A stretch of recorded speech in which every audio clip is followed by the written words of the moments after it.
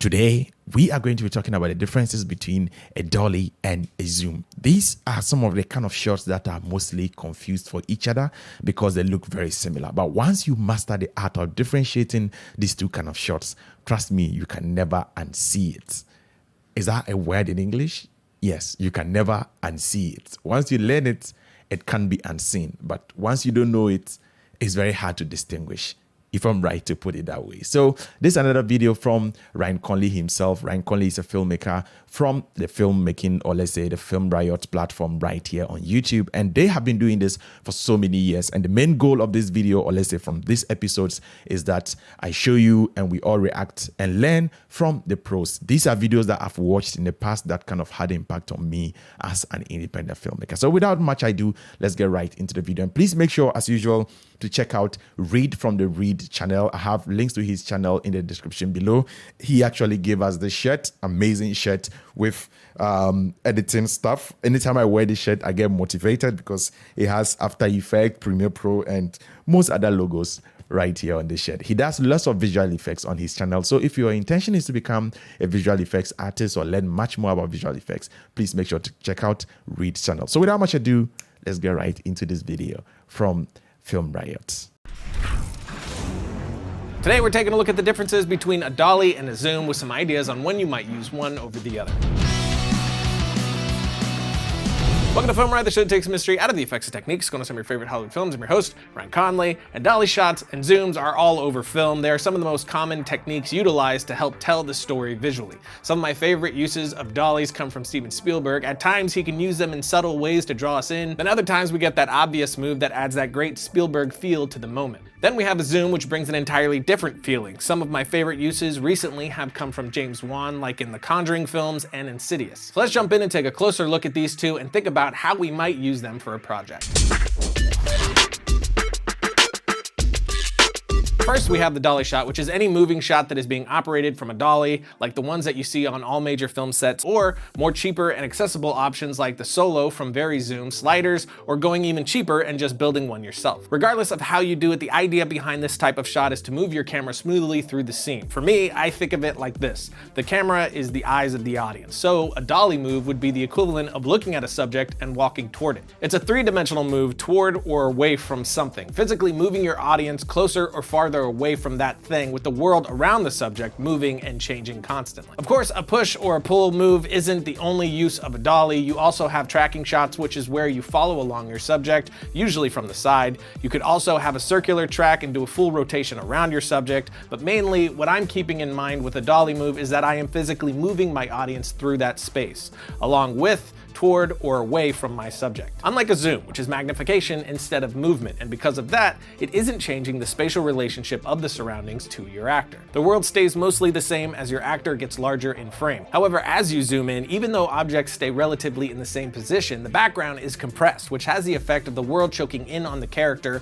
with things closing in around them. So for me, a zoom is similar to the idea of you staring at a fixed point. You focus in so much that the thing you're looking at draws in all your attention while the world around it goes unnoticed by you. So again, for me, a zoom isn't physically pulling you toward or pushing you away from a character like a dolly move would. You aren't with that character, more on the outside paying closer attention or closing the world around that character. While that dolly move is moving toward or away from a character, it can have the effect of forcing your audience toward danger or having them leave a situation. Or something like moving from an OTS past a foreground subject into a single to connect us intimately with that other character. I always keep these concepts in mind when choosing my shots. Do I want to physically move my audience or just focus in? Do I want the world to move around my character or just compress it in on them? And then there are different types of zooms, like a snap zoom for instance. This can be used for comedic effect, to simulate surveillance, or as a documentary style like Paul Greengrass uses in his films. But these two techniques aren't always loners. You can put a zoom and dolly together for great effect. Most obvious, the dolly zoom or push-pull. This is where you dolly toward a subject while zooming out or dolly away while zooming in.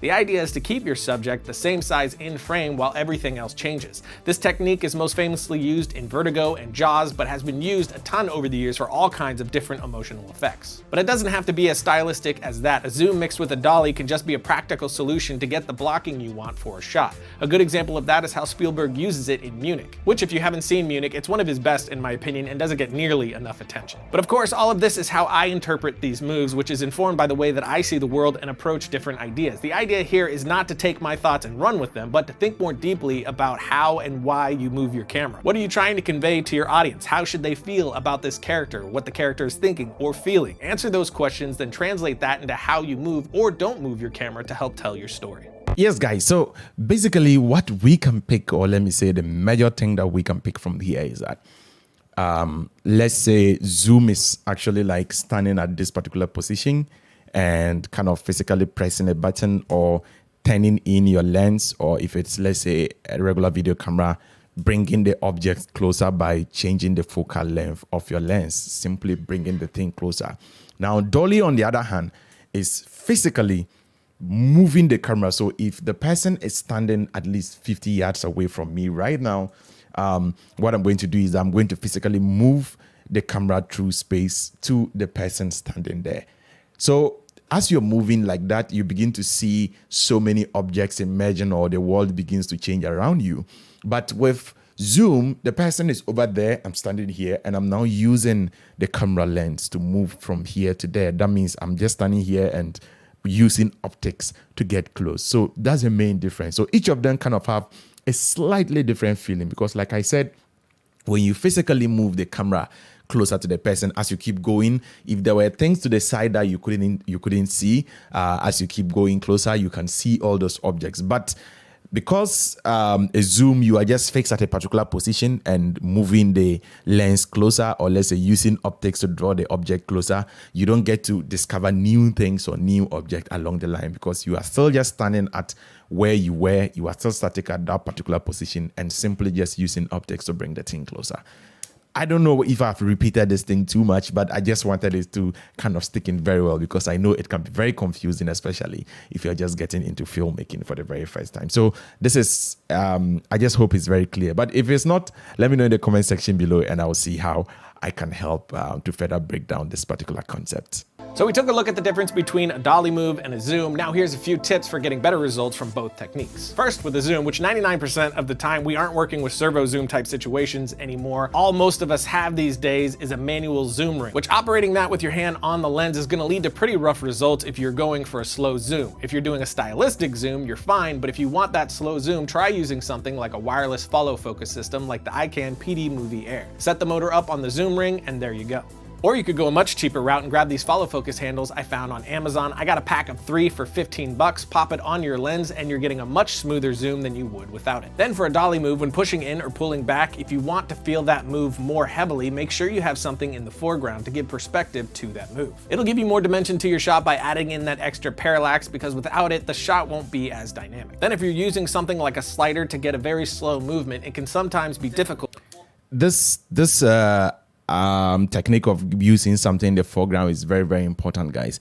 So most of the times you can move the camera so much, let's say from left to right. If I have a subject that I want to kind of frame, or I'm framing something and I don't have anything in the foreground, the camera can move, let's say even 5 meters.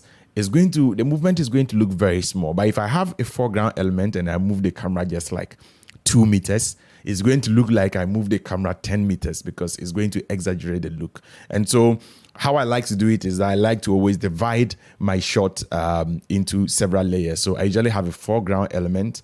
The subject or whatever I want to capture is now the midground. Then you have the background. So I usually have, at every point in time, have 3 layers. And once you have, or you develop the habit of dividing your scene into layers like that, it's very easy to kind of work on your camera motions. They become much more bigger, even though sometimes they might be smaller in nature. So this is something very important to take very key note of. So if you want to really accentuate the camera movement, always make sure you put something in front of the camera. Pull that off smoothly if you're a one-man band. So to help with that, I'll often lower one side of the slider that I want the move to go in and let gravity do the work for me. Then I just act as a brake for the camera and focus more on my pan and tilt if that's a factor in the shot as well. And finally, we have zooms that you can add in post-production. post-production, and I actually do these all the time. If I know I want a very subtle, slow zoom, I'll leave it to handle in post. As long as it doesn't need to zoom in too far, this works really well. And it's a technique that I've used in pretty much every one of my short films, like in UFO Yeah and in Ghost House, and it is done just simply by keyframing the scale of the image over the life of the shot. Ridiculously simple idea, but can massively improve the feel of your scene when used well. Logo. So there you have it, Dolly versus Zoom. Both. All right, guys. So yeah, that is it for this particular episode. I hope you did get some form of information from this video. If you're liking this series, please make sure to leave me a like button, because that goes a long way in helping other people discover this channel right here on YouTube. I have links to this full video, which is located on the Film Riot page on YouTube. Please make sure to check them out and show them some love. I know this is just, we are just a small filmmaking channel operating right here from Africa. Our subscription, or if I say go and subscribe to Film Riot, it might not really make a difference, but hey, who knows? Every one subscriber kind of makes a difference at the end of the day. So please try as much as possible, go there and try and show them some love. Let them know that you are coming from the Africa Amaze channel. And even if it's just one subscriber, I mean, I did make a difference in Ryan's life, because at the end of the day, he has actually made a lot of impact on my life as well as a filmmaker. So over here, if you're just seeing our video or discovering us for the very first time, we talk about cinematography, photography, editing, and all its related branches. And we also watch movies and also talk about other film industries across the globe. If all this sounds interesting, then I do much appreciate it if you do click on the subscribe button. Make sure to turn on the post notification bell so you are notified anytime I drop awesome content like this right here from Africa. Until next time, as always, guys, keep practicing filmmaking. Peace out.